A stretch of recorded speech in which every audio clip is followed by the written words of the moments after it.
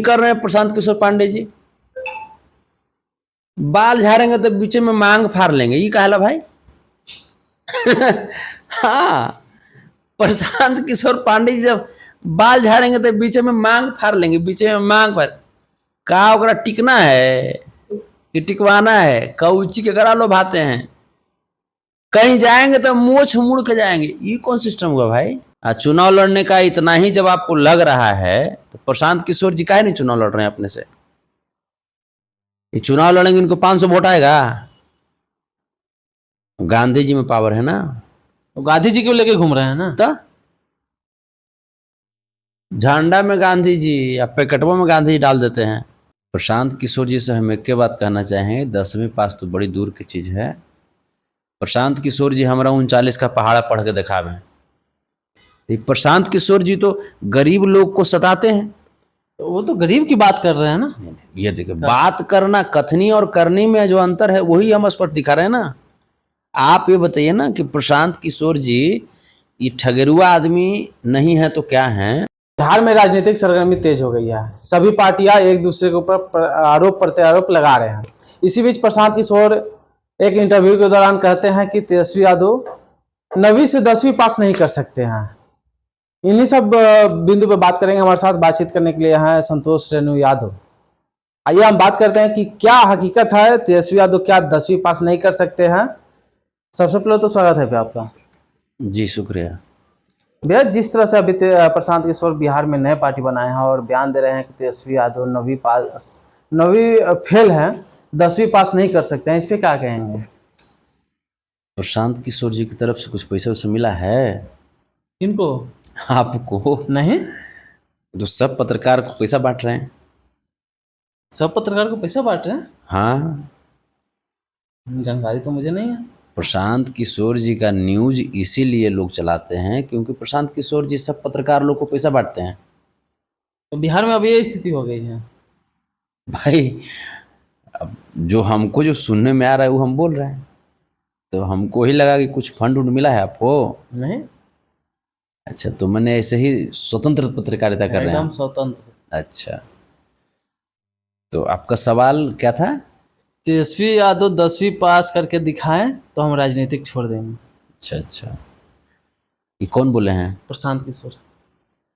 प्रशांत किशोर जी से हम एक के बात कहना चाहेंगे, 10वीं पास तो बड़ी दूर की चीज है। प्रशांत किशोर जी हमारा 39 का पहाड़ा पढ़ के दिखावे। अगर वो पढ़ लिए 39 का पहाड़ा तो हम चश्मा पहनना छोड़ देंगे। ये बात, हाँ, मैं बिहार बदलने की बात कर रहे हैं। मैंने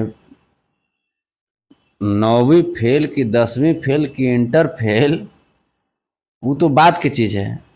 हम तो इनको बोल रहे हैं कि आप हमरा 39 का पहाड़ा पढ़ के सुना दीजिए प्रशांत किशोर जी। न तो एक वाव, चलिए वो अगर टफ लग रहा है तो छोटकी ABCD लिख के दिखा दीजिए हमरा, हम चश्मा पहनना छोड़ देंगे। प्रशांत किशोर को चैलेंज कर रहे हैं। प्रशांत किशोर को हम बोल रहे हैं ये आदमी ठगेरुआ है। बिहार बदलने की बात करते आप ठगेरुआ कर रहे हैं। जैसे इनको हम जानते हैं ना बढ़िया से, प्रशांत किशोर जी को हम आज से थोड़े जान रहे हैं। प्रशांत किशोर जी पहले ये सबके सलाहकार बनते थे। अच्छा, तो बिहार में जो शराबबंदी जो योजना लागू हुई, इसके सलाहकार कौन थे। प्रशांत किशोर जी ना, जिसके वजह से बिहार का तमाम राजस्व जो है वो दूसरे राज्यों में, पड़ोसी राज्यों में चला गया शराब का। जिस राजस्व से बिहार को विकास के गति पे और तेजी से दौड़ाया जा सकता था, ये प्रशांत किशोर जी के गलत सलाह की वजह से ये बहुत सारे लोग प्रभावित हुए। और गरीब गुरबे लोग, हमारे जितने भी दलित भाई हैं, पिछड़े भाई हैं, गरीब लोग, झुग्गी झोपड़ी में रहने वाले लोग आज बिना मतलब के शराब के मुकदमे में जेल में कैद हैं। प्रशांत किशोर जी तो गरीब लोग को सताते हैं। तो वो तो गरीब की बात कर रहे हैं ना। ये देखिए, बात करना, कथनी और करनी में जो अंतर है वही हम स्पष्ट दिखा रहे हैं ना। आप ये बताइए ना कि प्रशांत किशोर जी ये ठगेरुआ आदमी नहीं है तो क्या है। ये 2014 में जब मोदी जी के सलाहकार बने, चुनावी सलाहकार, तो ये मोदी जी के लिए भाषण लिखे क्या कि मोतिहारी के चीनी मिल के चाय पियेंगे, चीनी डाल के चाय पियेंगे, तब क्या क्या बोले थे?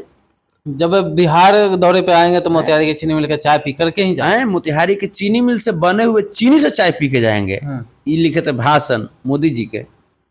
ओकर बाद क्या हुआ? क्या मोतिहारी चीनी मिल चालू हुआ? नहीं हुआ। ये भाषण लिखे थे मोदी जी को कि प्रति वर्ष 2 करोड़ सरकारी नौकरी देंगे। क्या हुआ पूरा? नहीं हुआ। ये लिखे थे कि काला धन आएगा तो हर एक अकाउंट में 15 लाख रुपया जाएगा। क्या मिला आपको? नहीं, हमरो नहीं मिला। तो आप ये बताइए कि ये आदमी ठगेरुआ नहीं तो कहाँ है? 2014 में इतना जुमलेबाजी भाषण लिखने वाला आदमी अब बिहार बदलने चला है ना। तो इनकी हम मानसिकता को भली बात समझते हैं। ये लोग कभी भी आज कह रहे हैं कि पलायन रोकेंगे, पलायन रोकेंगे। काहे नहीं मोदी जी से उस समय बोले थे कि मोदी जी 15 लाख रुपया वाला जो बतिया बोल रहे हैं तो हर एक अकाउंट में दे दीजिए, पलायन ऑटोमेटिकली रुक जाएगा।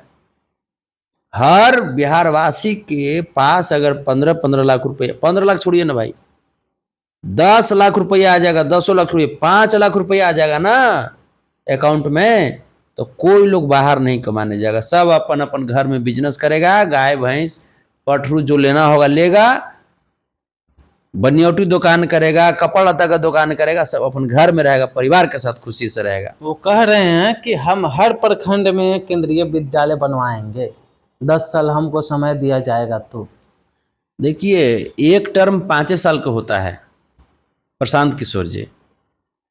पहले आप जो माने आसमान में सीढ़ी लगाएंगे, स्वर्ग में सीधे एकदम आवागमन कर देंगे।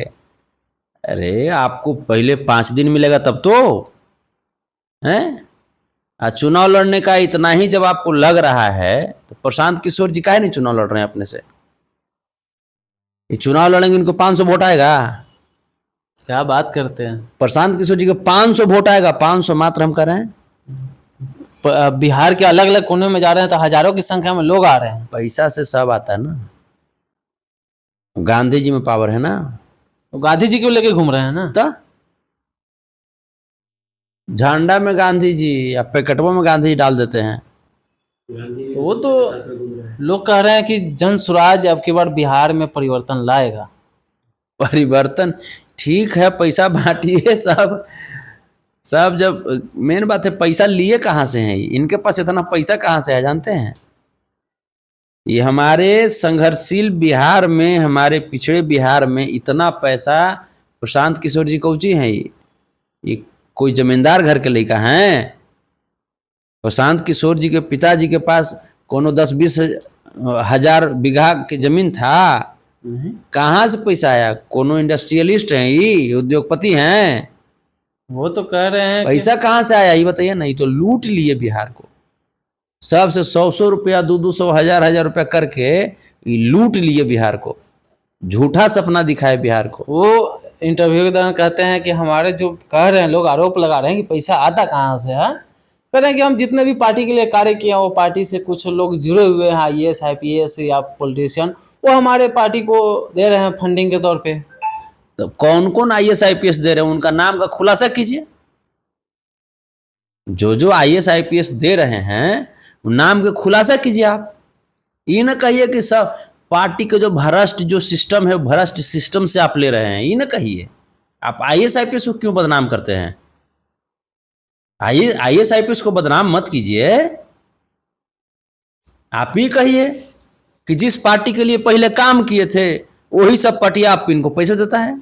अच्छा, भाजपा इनको पैसे देता है, जदयू इनको पैसे देता है। अब प्रशांत किशोर जी से हम लोग को कोई फर्क उरक नहीं पड़ता है। प्रशांत किशोर जी नीतीश चाचा को डैमेज करने के लिए आए हैं। हमने क्या फर्क पड़ेगा? लालू यादव के दीवाना लोग, लालू यादव के चाहे वाला लोग प्रशांत किशोर पांडे के बात में आ जाएंगे। प्रशांत किशोर पांडे की बात कर रहे हैं तो फिर ये प्रशांत किशोर और प्रशांत किशोर पांडे माने क्या मायने हैं? फिर से जातीय राजनीति बिहार में शुरू होगा? अपना ही कर रहे हैं प्रशांत किशोर पांडे जी। बाल झाड़ेंगे तो बीच में मांग फाड़ लेंगे, ये कहला भाई। हाँ, प्रशांत किशोर पांडे जी जब बाल झाड़ेंगे तो बीच में मांग फाड़ लेंगे, बीच में मांग फाड़, का ओकरा टिकना है कि टिकवाना है, कौची के गला लोभाते हैं, कहीं जाएंगे तो मोछ मुड़ के जाएंगे। ये कौन सिस्टम हुआ भाई?